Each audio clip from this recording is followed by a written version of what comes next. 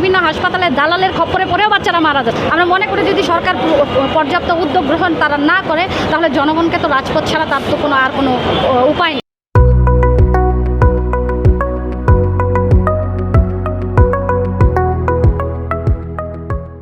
হামে আক্রান্ত হচ্ছে তারা কিন্তু পর্যাপ্ত চিকিৎসা পাচ্ছে না। তাদেরকে এই যে সামনের বছরেও যে টিকা, সেই টিকাটাও কিন্তু ঠিকঠাক মতো তাদের দেওয়া হচ্ছে না।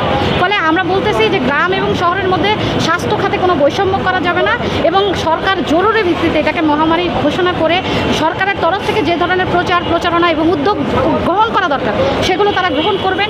এবং একই সাথে এই টিকা অব্যবস্থাপনার কারণে আজকে যে শিশুরা ভুক্তভোগী তাদের জন্য যারা দায়ী তাদেরকে হচ্ছে শাস্তি দিতে হবে।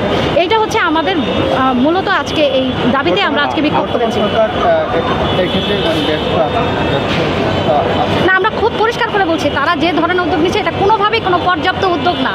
মানে একটা দেশে এই পরিমাণ শিশুরা হচ্ছে মারা যাচ্ছে কিন্তু সেইটা নিয়ে কোনো প্রকার কোনো আলোচনা আপনারা কিন্তু সরকারি দলের তরফ থেকে কিন্তু আপনারা দেখবেন না। ফলে এইটা খুবই একটা ভয়াবহ পর্যায়ের দিকে চলে যাচ্ছে এবং সামনে কিন্তু এই পরিস্থিতি আরও বেড়ে যাবে যদি হচ্ছে সরকার পদক্ষেপ না দেয়। এবং আমরা আরও পরিষ্কারভাবে এটা বলতে চাই, আগামী যেই বাজেট হবে সেই বাজেটে স্বাস্থ্য খাতে পর্যাপ্ত বরাদ্দ, যেই সকল শিশু হাসপাতালগুলো মানে অনেক জায়গায় হচ্ছে আইসিইউ আছে, আইসিইউর কোনো হচ্ছে সেবা দেওয়ার মতো লোক নাই এবং সেখানে কোনো পর্যাপ্ত উপকরণ নাই, সেইগুলোতে হচ্ছে সরকারকে মনোযোগী হতে হবে। এবং একটা হচ্ছে যে এটা কিছু হচ্ছে আশু পদক্ষেপ তাকে গ্রহণ করতে হবে আর কিছু হচ্ছে তাকে দীর্ঘমেয়াদী পদক্ষেপ গ্রহণ করতে হবে। এই পদক্ষেপগুলো সরকারকেই গ্রহণ করতে হবে। পরিষ্কার করেই বলতে চাই সরকারের তো অবশ্যই দায় আছে।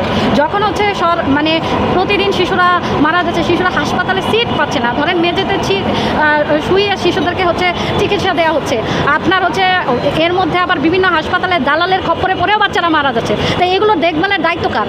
সরকারের। এগুলো দেখভালের দায়িত্ব কার? স্বাস্থ্য মন্ত্রণালয়ের, স্বাস্থ্য অধিদপ্তরের। তারা যদি দায়িত্ব পালন না করেন, তারা যদি উদ্যোগী ভূমিকা না নেন তাহলে তো আরও বেশি শিশু হচ্ছে মারা যাবে।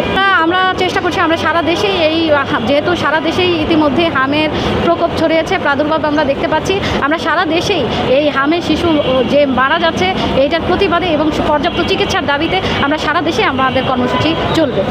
আপনাদের দলের সেক্রেটারি যিনি আছেন উনি বললেন হামে আক্রান্ত শিশুদের বাবা মাদেরকে নিয়ে আন্দোলন করার একটি কথা। জি, আমরা নানান উদ্যোগ আমরা গ্রহণ করব, সমন্বিতভাবে সেই উদ্যোগগুলো আমাদের অগ্রসর হবে এবং আমরা মনে করি যদি সরকার পর্যাপ্ত উদ্যোগ গ্রহণ তারা না করে তাহলে জনগণকে তো রাজপথ ছাড়া তার তো আর কোনো উপায় নেই।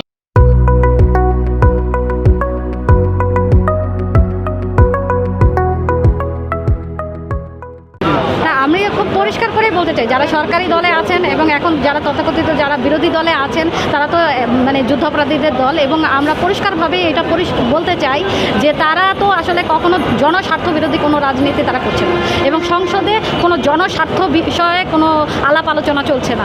তারা যে ধরনের আলাপ আলোচনা করছেন তারা অনেকটা খোঁজ গল্প নিয়ে অনেক ক্ষেত্রে তারা ব্যস্ত আছেন, কিন্তু যেটা জরুরি জনগণের জন্য যেটা দরকার সে ধরনের কোনো পদক্ষেপ আমরা দেখতে পাচ্ছি না।